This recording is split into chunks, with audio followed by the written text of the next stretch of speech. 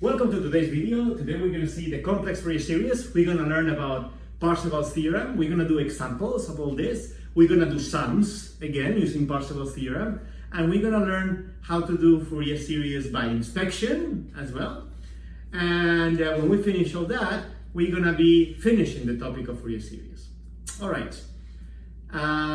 Let's see. A Fourier series, the usual one that they want to have here, you remember, is a way of expressing a function, a periodic function, in terms of components that oscillate, different components that are sine and cosine. So you remember the sine and the cosine functions with certain frequency omega equals to pi over t are a basis of the infinite dimensional space of functions that are periodic with period t, as we said. So that function can be spanned by a linear combination of sines and cosines. All right. Now, of course, if you remember, the complex exponential, so imagine that I have, let me write here omega t. What is this? Well, if omega and t are real variables, a real value, so we had that this thing is the cosine of omega t plus I, the sine of omega t. So indeed, the real part of the complex exponential, e to the I omega t, is a cosine oscillatory function, and the imaginary part is a sine oscillatory function. So it is not surprising, perhaps, that the exponential function is also a basis that spans the space of functions that are periodic. I hope this makes sense. I'm using this language, this very linear algebra oriented. I want you to think about it and I want you to discuss it with me. You're not supposed to all of you understand it right away, but I would love to have some discussion about it. All right, so again, by looking at that, whether we formulate it in terms of algebra sounding terms or not, what we may agree on is that, well, the exponential is kind of a cosine and a sine, so it's not so surprising perhaps that we can write the Fourier series in terms of complex exponentials. Let's do this. So let me erase this for a sec. Let's compute what happens if I combine these two, an and bn. Imagine that I write here a sum of the two. I want to write the expression of 1 over 2 an plus I bn. Actually, plus minus, the sum and the difference. What happens if I have that? Well, let's substitute. If you substitute, we get 2 over t, t0 plus capital T, dt, f of t, and now I get, for an, the cosine of n omega t, plus minus the sine, the sine of n omega t. Right? Oh, sorry, we don't want it here. Okay? Right, because the 2 cancels the 2. Alright, so if I have that, I realize that this thing, as we wrote before, what is this thing? Oh, this thing is e to the plus minus I n omega t. How do I know that? This is not a fraction, huh? I mean, just a curly thing indicating that this is e to the plus minus I omega n omega t, right? How do I know that? Well, remember, e to the I n omega t is the cosine of n omega t plus I sine n omega t. And if I compute the conjugate on both sides, e to the minus I n omega t equals cosine of n omega t minus I sine n omega t.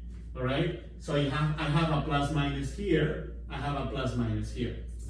All right? So that's what I used. Wonderful.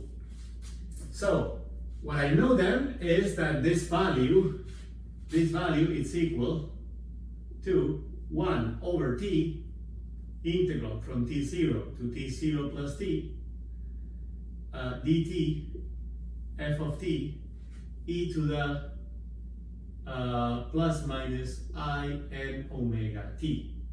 And let's store this in memory because it will come in handy. And also it's good practice. It's good practice of substituting the cosine and the sine by complex exponentials. All right. That also means that you could use this to compute your usual Fourier series, right? If your integral with exponentials here instead of sines is easier, for example, because you want to use Feynman's trick for integration that we saw at the beginning of the course, then it's cool. You can compute this, and the real part will give you the ANs multiplied by 2, and the imaginary part multiplied by 2 will give you the bn's. So you can do just one integral and get the an's and bn's for free. Little trick, little pro tip. Anyway, let's go to the business at hand. Now, what I'm going to do with the usual Fourier series is I'm going to rewrite the cosine and the sine in terms of complex exponentials, like so. I just substituted the cosine and the sine by the expressions that we have. Okay? Wonderful. If you have doubts about that, if you don't remember that so well, recommendation, go back to our video to Introduction to Complex Manipulation, Complex Calculus, Basic Complex Calculus, right? Because this is all explained here, how we get all that. All right then. So, what I'm gonna do is I'm gonna group together everything that's multiplying the negative exponential e to the minus I n omega t, and everything that's multiplying the positive exponential. If I do that, well, a0 divided by 2 is not multiplying any of those, so yet it's kind of excluded for now. We'll include a0 can participate in the party, but not yet. Okay, so we will do it at the very end. Let's group together here in this sum, n equals 1 to infinity. I'm going to group together everything that multiplies e to the minus I n omega t. So what is it? In here I get, so let's see what I'm going to get. I'm going to get some factor. Let's write it with a parenthesis here. Okay? And this multiplies e to the minus I n omega t. What is that factor? Let's see. So I get an divided by 2, an divided by 2 times e to the minus n omega t. Okay, cool. So I get 1/2 an from that term. You see? This one and this one, and 1/2. What do I have in the other sum? This is the same, to infinity, of course. I have bn times minus times divided by 2i. So the coefficient would be, if you want, minus bn divided by I, right? Because the 2 is already common factor. You see? Bn divided by 2i with a minus multiplies e to the minus I n omega t. However, we realize, as we've seen before many times, and if not, please go back to the review of basic complex manipulation, that minus I is equal to 1 over I. Quick way to see it, multiply by I both sides. If you multiply by I here, right? What do you get? You multiply by I here, what do you get? Well, I get minus I times I equals I divided by I. This is 1, right? And this thing is minus 1. So I get minus 1 equals 1, so it's correct, the equality. So minus I is definitely equals, minus I is the inverse of I. All right? In other words, minus I and I equals 1, which is the definition of being the inverse. Anyway, just a quick reminder. So that means that minus 1 over I can transform into plus I. So this thing would just be an plus I bn. Aha. Now you see how this is going to come in handy? Alright, okay, don't get too excited. I know, it's tough, but try to contain yourselves. Alright, let's now group all the terms that multiply the positive exponent exponential. So these are the negative ones, now the positive ones. Sum n equals 1 to infinity of what? Well, let's see. Let's write the same. So there's going to be a factor 1/2 because both of them have the 1/2. So let me write it already. I have.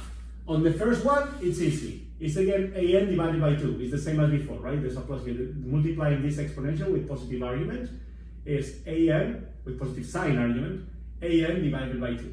Okay? So the by 2 is outside, and I have an. What about the other side? The other sum, what is the contribution to the positive sign exponent in the other sum? So, well, it is bn times plus 1 divided by 2 divided by I. Okay, so if I were to write it, I would say plus bn divided by I, because again, the 2 is already factored out here. Multiplying e to the I n omega t, same as before. 1 over I is minus I. So This is minus I Bn. All right. Wonderful. So I can define now the following series. Well, I can write the series as follows. If I define, let's say, I'm going to define C0 is equal to 1 over 2 A0. Cn, it's equal to 1 over 2, these are definitions. 1 over 2 An minus IBN. And of course, that means that Cn star, that's not a definition, comes from here, the conjugate is 1 over 2 An plus IBN. So the Fourier series can be written then as C0, that's A divided by 2, plus sum, n equals 1 to infinity. I'm going to do the last term first, Cn e to the I n omega t, plus sum, n equals 1 to infinity, Cn star e to the minus I n omega t. All right. Let's make an observation and let's compute Cn and Cn star. So we know that Cn it's equal, well, we have to compute it there, is 1 over 2 An minus IBN. All right, well that is 1 over t from this expression, when you add a minus there, integral t0 plus capital T dt f of t e to the minus I n omega t. And of course, C star n, we can compute it like this, An plus I Bn, right? We could. And then take this formula with a plus, or we can just take the complex conjugate of this. The only imaginary part is this one. So changing the I to minus I will do it as well. Whatever you prefer. T0 plus capital T, dt, f of t, e to the I n omega t. Now, let's see something. If I do, here, let me do one thing. 1 over t, t0 plus capital T, dt, f of t, e to the minus I minus n omega t. What did I do? Well, nothing. I put a minus sign here and a minus sign here, so I changed nothing. But I now realize that this thing, this is Cn, and this thing is also Cn, but with n mean minus n. This thing is exactly equal to C minus n. If you take C, which is that expression, and substitute n by minus n, you get exactly C star n. Changing the sign of n is the same as taking the complex conjugate for the C's. That is a pretty cool observation. Now that we've proved it, let me clean it up, okay? And we use it to manipulate the second sum here to write the following. Well, C0 I leave the same. The first sum I leave the same. Cn e to the I n omega t. And I use this for the second sum, right? For the third term in here, which is sum n equals 1 to infinity. And now instead of C star n, I write C of minus n, C sub minus n, minus I n omega t. All right, now what I'm going to do is do a change of dummy sum variable. I'm going to go from n to a new sum index minus n, okay? If you want, n prime equals minus n, okay? But we've done that so many times that hopefully by now we got a little bit of practice. If not, please do ask me. But all that I'm doing is this a dummy sum index. I can change the dummy sum index from n to Joshua or to minus n, okay? So whenever I see an n, I change it to a minus n. Of course, that means that that the limits of sum, the limits of the sum, the bounds of the sum, right, from 2 in the sum will change as well. Let's just write it. So that means that f of t is equal to C0 plus the second sum of the second term I don't touch, Cn e to the I n omega t. And now this one I do the change n to minus n in the indices. So to get the same sum, when n is 1, the new n is minus 1, right? And then this goes from -1 to -infinity in negative count, okay? In terms of -1 to, in intervals of -1 and -1, okay? And then, when I see a -n, I write an n, and when I see an n, I write a -n, so e to the I n omega t. Hopefully you see this. If not, you can help yourself with an intermediate change of variables, but at the end of the day, you want to convince yourself, just check what these terms are. This produces, okay, let's see what it produces. For n equals 1, this is c minus 1 e to the minus I omega t. Then it produces c minus 2 e to the minus 2i 2i n omega t, no n, 2i omega t, right? The third summand will be c minus 3 e to the minus 3 I omega t. And what does that one produce? Let's check. When n is -1 is c minus 1 e to the minus I omega t. Nice, the first one coincides. The second, when n is -2, c minus 2 e to the minus 2 I omega t. And so on. You see they coincide. It's the same sum. I did nothing to it, because all that I did is changing the dummy index of summation. Alright? Let's clean this up. This is just to clarify for those of you that are still having trouble with changing index of summations.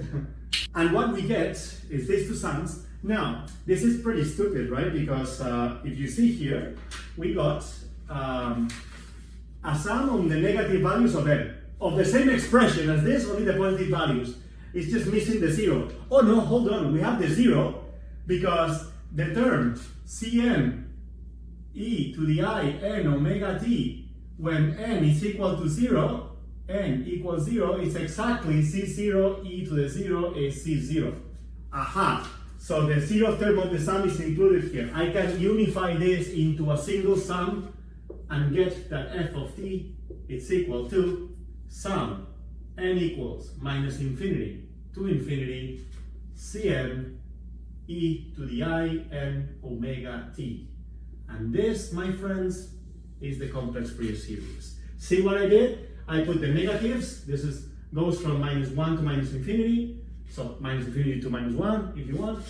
And then this one goes from 1 to infinity. So this is all the natural numbers. But we also need the 0. All the natural numbers, so all the integers except for the 0, right? But we also need the 0. And we realize that the 0 is also a term of this form, so we can put it in, and you can tell when n is equal to 0, that returns a C0 multiplied by 1. So this is the complex, what we call the complex Fourier series. All right, and how do we compute it? Well, very easy. So we have it in here. I'm going to clean this up. Well, we know that from here we get that Cn, right? That's what we need in here, is with the minus in here. So from this expression, Cn is 1 over t integral t0 to t0 plus t dt f of t e to the minus I n omega t. And those are the coefficients of the complex Fourier series. All right, so this is the result we got. Let me clean the board and store that result, because now we're going to use it. All right, I collected the results, what it is, the complex Fourier series in here. And let's do an example. Compute the complex Fourier series for the function 4 divided by t times t in the interval 0 t to t, and then the periodic extension of that, repeat periodically. So as usual, the first thing we do is to draw it. All right. And now we know that the period is from 0 to t. And this is 4 over t times t. So that means that when this is capital T, when small t, when small t, maybe I'll write capital T a bit smaller. When small t is equal to capital T, the value of the function is 4, okay? So let's say that 4 is here, all right? So the value of the function here is 4. I will see that when t is 0, the value is 0, so it's a straight line like that. And it's the periodic repetition of that in the rest of the intervals. So if this is 2t, and this is 3t, and this is minus t, and this is minus 2t, a bit big, minus 2t in there, and then minus 3t, right? So this thing would be, let's do that, and do that, and do that, right? Periodically. Repeat it periodically. And do that, and do that, and do that, all right? That's the function. Let's see if it's easier or more difficult than in the case of the real Fourier series, or the sine and cosine Fourier series. Well, the first thing we need to do, always remember, the C0 has to be computed independently, or alternatively as a limit. My recommendation, always independently, so you don't run into trouble. If we do it independently, we get C0, it's equal to 1 over t, from here, right? T0 to t. Okay, let's take, the period here is t equals t, so that's fine, and omega, then the period is t in this case, and that means that omega is 2 pi over t, okay? It's literally t, because we call it capital T. So whenever the period integral, I'm gonna get t0 equals 0, so integral from 0 to t of 4 divided by t, t dt. Why not? I put the dt at the end. Okay, but that's a very easy one. So we get 4 over t squared, capital T squared, integral from 0 to t of t dt. And that's very easy because that gets a 2 dividing, so I get a 2, and then I get, well, I'll write it. It's 4 over t squared, and then I get here capital T squared divided by 2, because that 0 is 0. The 2 squared cancels, and the result is 2. So simple. Let's compute the Cn. Cn, 1 over t, integral from 0 to t of the function 4 over t, t, exponential of minus I n, and then omega, remember, is 2 pi over t, so 2 pi over t, small t, right, dt. Now, of course, this is the integral, I mean, I'll just write it, 4 divided by t squared, integral 0 to capital T, t e to the minus I n 2 pi divided by t, t, dt. You can do this with integration by parts. You can do it with Feynman trick. That's where Feynman trick shines. This is trivial with Feynman trick. I will use Feynman trick. In any case, you do whatever you want. I'll give you the result. The result is 2i divided by n pi. As you can tell, there was no way to have gotten this result as, this assumes that c is different from 0, okay? If you wanted to get the 2 out of a limit, I leave it as an exercise. You would have to integrate this first, get the integral, and take the limits appropriately. So I would always, my recommendation is that you always, when we practice exercises, maybe we'll do one more limit, so you see how it's done. But my recommendation is that you always compute the C0 independently, okay? Because this one already assumes in the calculation, because remember, when you integrate these things, you're gonna get things divided by n in the calculation. It's assuming that this is different from 0. If not, in the middle, we would have had to take a limit when n goes to 0, okay? And do it properly. All right, so now we have the coefficients, so we can write the series. F of t is, well, I can separate the C0 if I want or not. I can have all of them, either way. The Fourier series here is, if I write the C0 independently, 2, and then plus sum n different from 0, so all the others, I separate this one because this one is a non-trivial limit, so I separate the C0, and then sum over n different from 0 of, those are 2i n pi e to the I n 2 pi over capital T t. All right, and we can simplify this. Let me just write it here, simplified. This thing is 2, right? 2 plus sum n different from 0 of I can take out the 2. If I want, I can take out the 2i over pi, and then I have the sum n equals 0 to infinity. No, sorry, the sum n different from 0. So all numbers from minus infinity to infinity except for 0. And then I get 1 over n e to the I n, or maybe I'll write I 2 pi n small t divided by capital T, for example. And that's the result. We could kind of simplify if we want a bit more. We can put the I in the exponent if we want it. How do I do that? Well, this thing is the same as 2 plus 2 divided by pi, sum n different from 0 of 1 over n. And then I have e to the I, parentheses, 2 pi n t over capital T, plus pi over 2. That's also a solution, it's the same thing.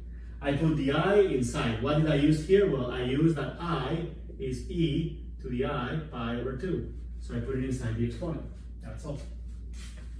Alright, so as you can tell, computing complex Fourier series is not too difficult. The integrals, instead of involving sines and cosines, involve exponentials. If it's a polynomial times that, it's a Feynman's trick, kind of pleasant integral to do with Feynman's trick. In any case, also easy by parts, so very easy to do. Alright, let's do something else. We're going to see Parseval's theorem for the Fourier series. There is a Parseval theorem with another name as well for the Fourier transform, but the one we're going to see now is for the Fourier series. So consider two functions, f of t and g of t, both of them t-periodic. What does that mean to be t-periodic? Well, they are periodic functions with period t, okay? The same period, both of them.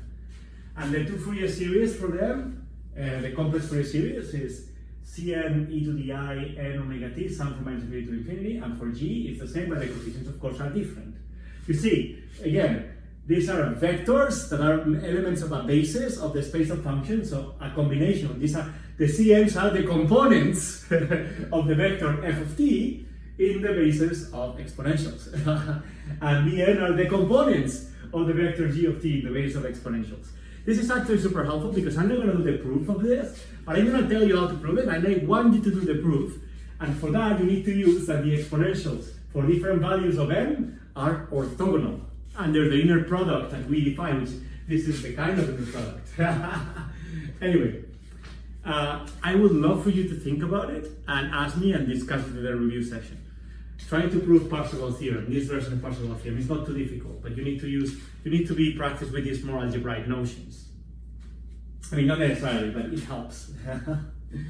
All right, because you need to get a Kronecker delta n prime of the two sums, and that you get out of the orthonormality relationship between the exponentials.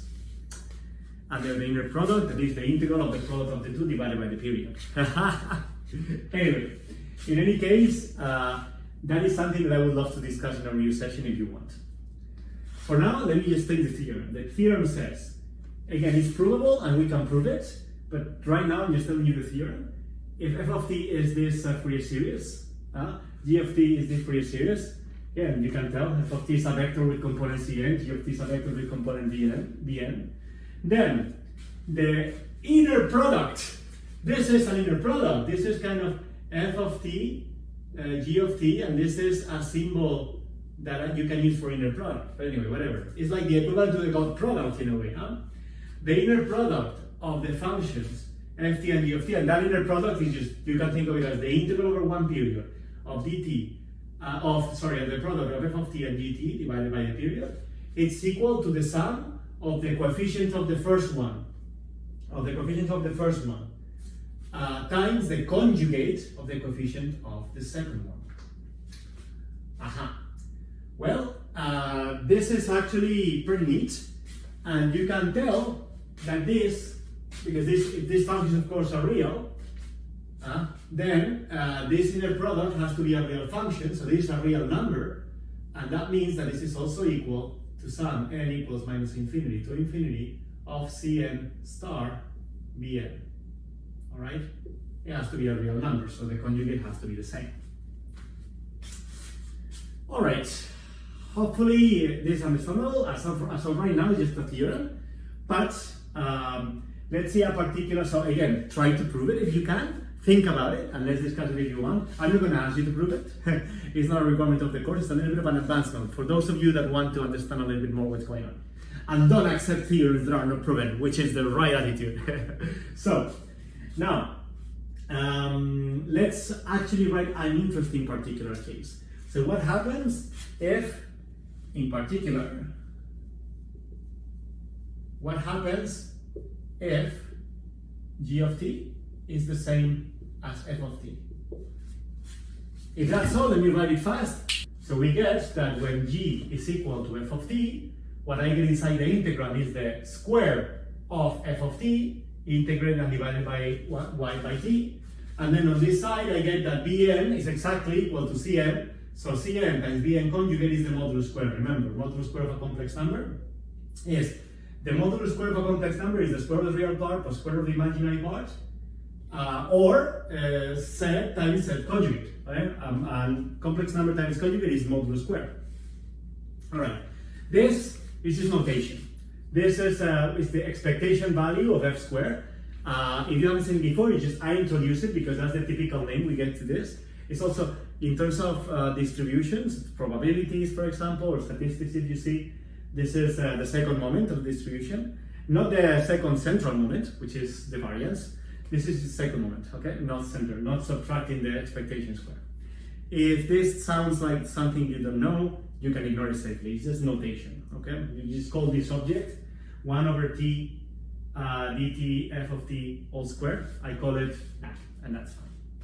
So that's Parseval theorem when you particularize to g of t equals f of t.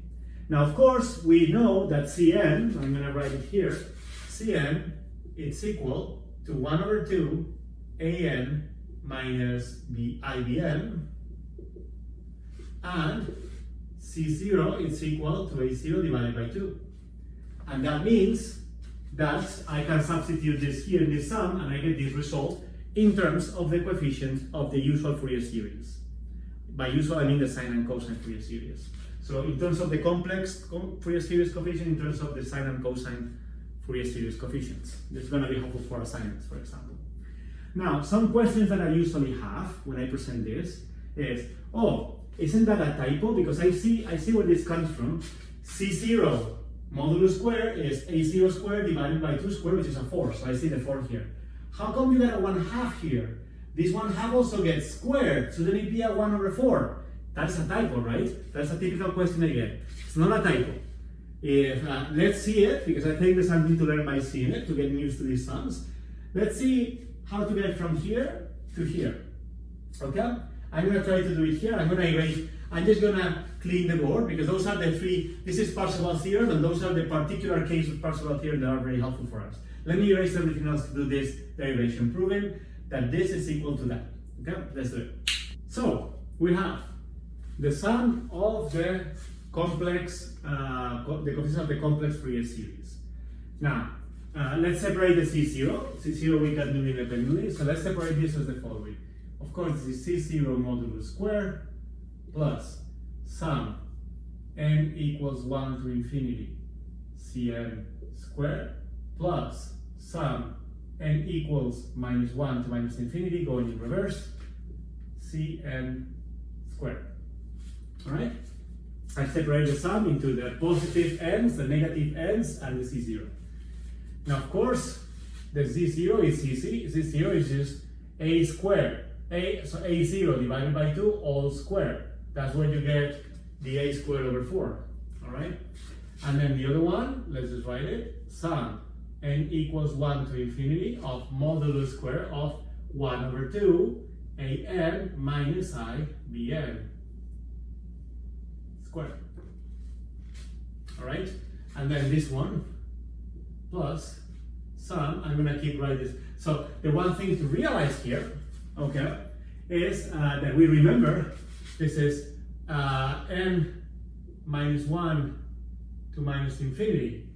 Now we remember that Cn is equal to C minus n conjugate, right? So let's write it here.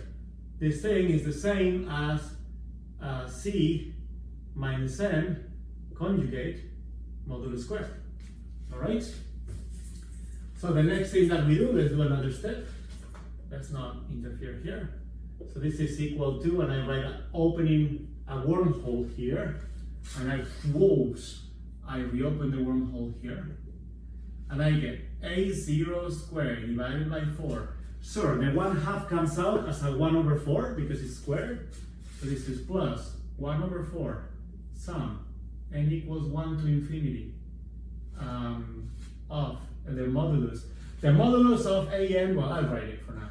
An plus I dn. It's very easy what that is, right? But anyways, plus, and here I do that change of variable that I told you, the change of dummy index, n to minus n. If we do that, I get that when n is minus 1, the new n is 1, minus infinity becomes infinity, I get c star n squared, all right?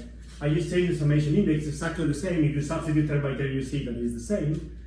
And that means that this is, let's write it, a0 squared divided by 4 plus 1 over 4 sum n equals 1 to infinity. An plus I dn plus 1 over 4 sum n equals 1 to infinity. The conjugate of that, which is an minus I dn squared, of course.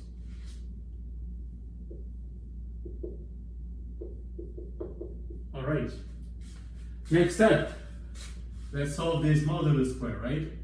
A0 squared divided by 4. Then what do I get here?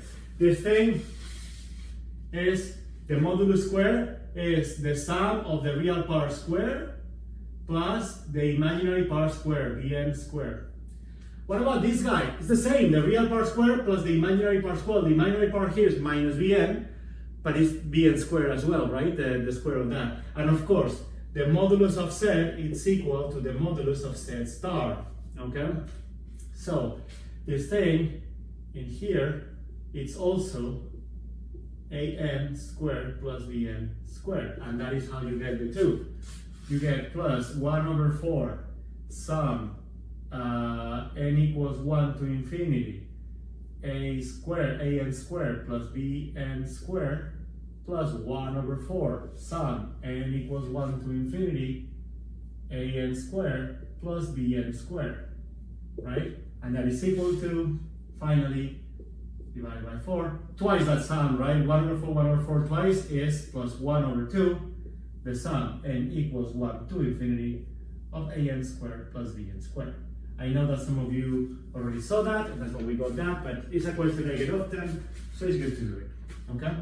That is the difference here, you sum in minus infinity to infinity, here is 1 to infinity, okay? All right, now that we've seen Parseval's theorem, let's do a problem of sums with Parseval theorem. Well, the exercise we're going to solve is find the sum from n equals 1 to infinity of 1 over n squared. Have you done this sum before? You can know that it's convergent from your previous courses. I don't know if you've done it before. That's a pretty cool sum. It appears almost everywhere. If you ask Wolfram alpha, it would tell you that this is pi squared divided by 6. Isn't that kind of cool? That you sum 1 over n squared for all the natural numbers and you get pi out of that, out of the sum? Pi squared divided by 6. Another example, all the partial sums are rational numbers, but the result is irrational. Anyway, so, okay, well, let's do it. And then the exercise tells us, that's the way those exercises are going to go for you. Find it with the help of the Fourier series that we computed, in this case in the example before. We did the complex Fourier series for this function, remember? The one that if we plotted it was this, remember this was t, this was 4, and then this, that function.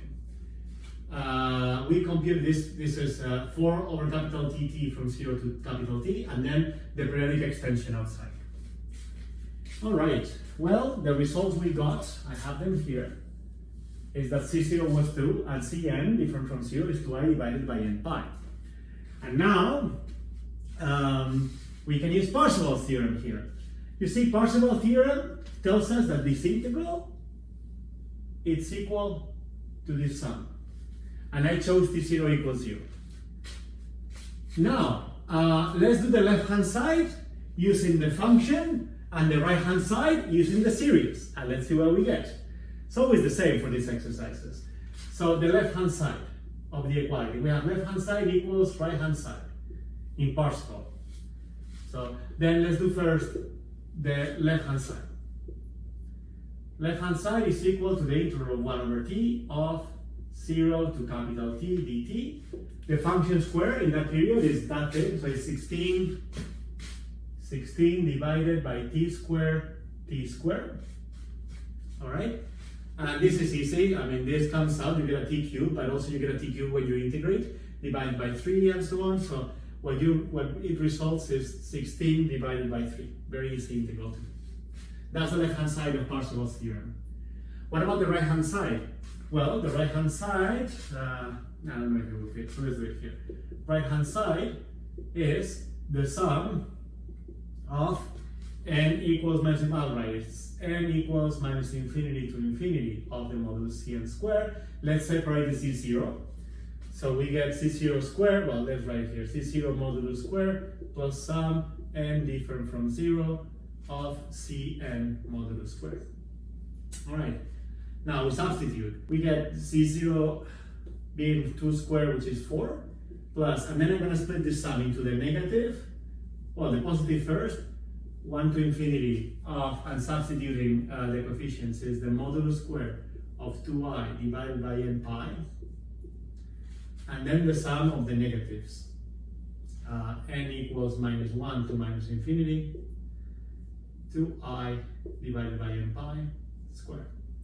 First thing to realize, modulus I is 1. So 2i divided by n pi, it's equal to 2 square is equal to 2 n pi square, which is equal to 4 n squared pi squared. All right? So what we get then is that the right-hand side takes the form 4 plus, and then here we do sum. I mean, let's take we can take the factors out. So let's take the factors out. There would be a 4 divided by pi square, and then sum of 1 over n squared, n equals 1 to infinity. And here we get plus, same thing, 4 divided by pi squared, sum of the negatives, n equals minus 1 to minus infinity, 1 over n squared. But now we realize this sum is exactly equal to that one, because no matter if n is the positives or the negatives, it's squared. The sign is invisible. So these two sums are the same, and I can combine them. This is 4 times 4, plus. I sum these two, so these two sums are the same. So it's 8 divided by pi squared, sum n equals 1 to infinity, 1 over n squared. Again, this is the same as that, because the n is squared, the sign of n doesn't matter. All right, wonderful. So the right-hand side, it's also, if we call this thing, this sum, we call it S, then we know that the right-hand side is equal to 4 plus 8 divided by pi squared S. So then, here, we write the left-hand side of Parseval's theorem, which is 16 divided by 3, and the right-hand side is 4 plus 8 over pi squared times S. Now all that is left is solve for S. Let's just do it for fun. So 8 divided by pi over 2, S, it's equal to 16 minus 12 divided by 3, right? This is 4 minus 4, common denominator is 12. So that tells me that S is equal to, 8 divided by pi squared S, it's equal to 4 over 3. And the nice thing about it, I divide by 8, so I get that S is equal to 4 pi squared divided by 8 times 3. Simplifying that, the 4 makes a 2, the 4 cancels here and leaves a 2 here, so it's a 6. It's pi squared over 6. Therefore, we solve sum 1 over n squared, n equals 1 to infinity, it's equal to pi squared divided by 6, and we solve this with Parseval theorem. How nice is that? Ta-da! Again, in exercises, typically if you had exams in exam, but you don't have exams, so that's not applied to here, but typically it's like that. They tell you, find that using the Fourier series of something and Parseval theorem, you know? Because of course. But if it were a problem that you face in research or in a project, then you know what tools you have to try. It's a matter of trying. Be clever, find a function, engineer the function so that you get the right coefficients for the sum that you want to do. And it's easy, you get intuition by that. You realize, oh, if I want a square, I need a polynomial here to get a square when I integrate by parts. I want an n coming down, and things like that, okay? You get intuition when you do it a lot. All right, so all that is left before finishing Fourier series is doing a couple more examples to get acquainted with it. We're gonna learn how to do Fourier series by inspection. It will be helpful when we do PDEs. And then we're gonna do a final exercise. So we're gonna do, one final exercise if you want, that is gonna be doing 2 series by inspection, and one of them that will be by inspection also done in the brainless way, the long way, and see how they compare. Let's erase the board and get to it. The exercise we're going to do first is find the Fourier series of f of x equal cosine square of x. That function is a periodic function, okay, and we know that. And there are 2 ways of doing it: the brainless way that we're not going to do, and the inspection way. The brainless way is kind of cool, okay, but it's slightly more complicated. It's about orthogonality of the function and the inner product. I actually encourage you to do the brainless way just to practice, okay? It's as difficult as it gets in terms of conceptual stuff that you will face, okay? You can help yourself with Wolfram Alpha to do the integrals instead of doing them by parts, okay? Just to see what you get if you do it right. But it's obviously a periodic function. If we draw it, we don't have to do it by inspection, but if we draw it, this starts at 1 and goes like that, right? And then goes like that, right? And then goes like that, right? And then like that, right? And then like that. So it's 0 for pi over 2. It's 0 again at 3 pi over 2. And this is minus pi over 2. So the period of the cosine square is pi. T is pi. And that means that omega, which is 2 pi over t, is 2. So we know the series is going to look like this. Let's just write the series. F of x would be equal to, it's also an even function. There's not going to be signs. So it would be a0 divided by 2 plus sum n equals 1 to infinity of an, and then that would be the cosine. Let's just substitute omega by 2 of 2n t. Now, I can compute the Fourier coefficients in the usual way and die, or I can use inspection and a little bit of cleverness. The cosine square happens to be 1 minus cosine of 2x divided by 2. Remember that trigonometric identity is one of the most common ones. So that means that this is 1 over 2 minus cosine of 2x.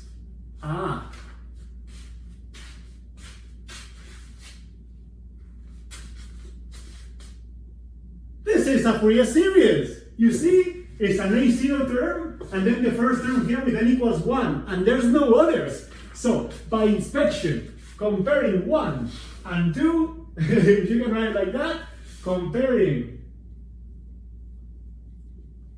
1 and 2, one gets that A0 equals 1, A0 over 2 is 1 over 2, and AM is the following, is I'll just write it like that. A1 is minus 1, and AN larger than 1 is 0. All of them, there's only 2 Fourier coefficients. That's what happens when you have trigonometric functions. You can do that with any powers of the cosine and the sine. You can use trigonometric identities to find the Fourier series, all right? And this is solving the Fourier series by inspection. You don't need to do any integrals. Cool, no? We're gonna use this solving PDEs, because solving PDEs at the end, we're gonna have to do a Fourier series. Usually, the exercises that I will give you are prepared, so you don't have to do the Fourier series, you can do it by inspection. By all means, there's always people in the final, there's not gonna be final here, but in the final, there's always people that try to do the full expansion, and systematically, only like 5 people got it right in the history of me teaching this course. So don't do it by inspection, much easier. Let's do another one. Let's do a complex Fourier series by inspection and the brainless way, so we can compare. Okay, at least one of them. Let's do the brainless way. All right. Find the complex Fourier series of the sine of t.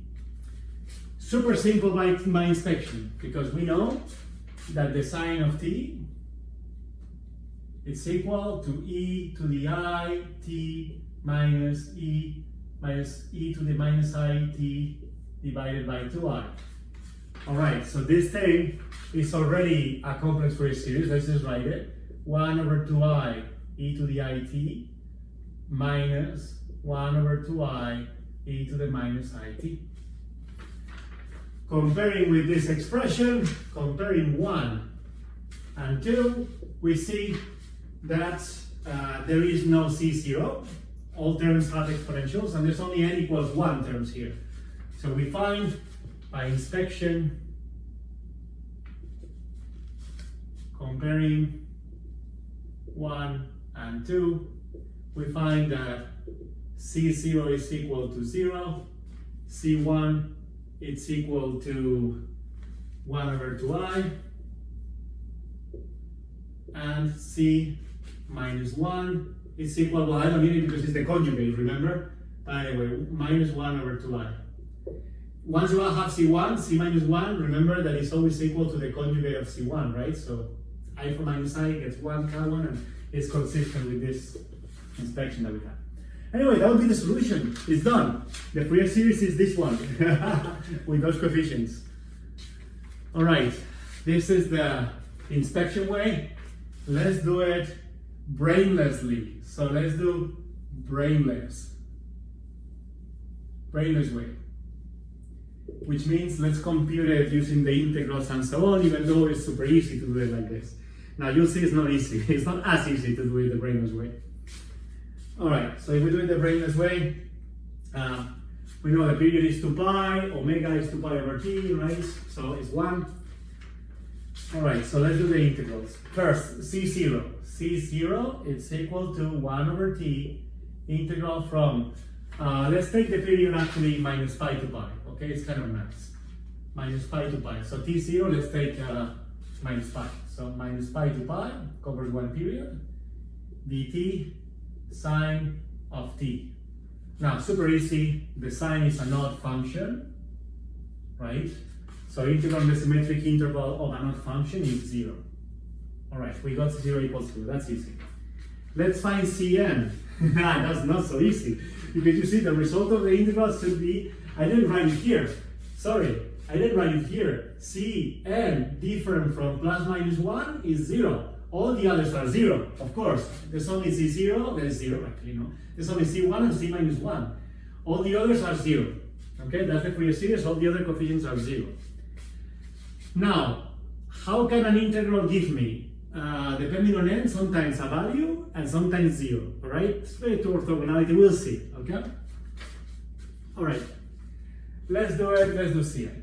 Cn, it's equal to 1 over t, integral, I'll substitute t already, right? So 1 over 2 pi, integral from minus pi to pi, dt, e to the I n t, sine of t.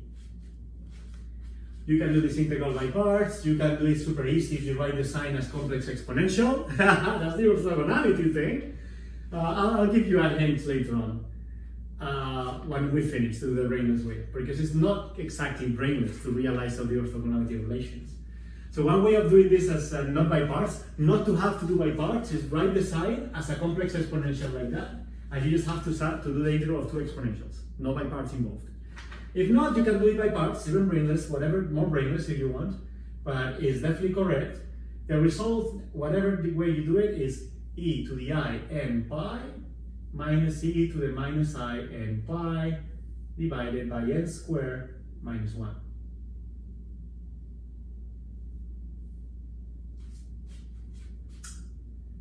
Alrighty. Wonderful. So that's what you get if you do it by parts, for example. Now, that looks like it's not this and that. How do I get that? This is not quite this, no? Or is it? Okay, let's see. First, when n is different from 1 or minus 1, what do we get in that case? So this is n different from 0, of course. What, if n is different from 1 and minus 1, we get 1 over 2n e to the I n pi minus e to the minus I n pi divided n squared minus 1. Well, we recognize this number, right? This is 1 over 2 pi. Did I write n here? I mean pi, of course.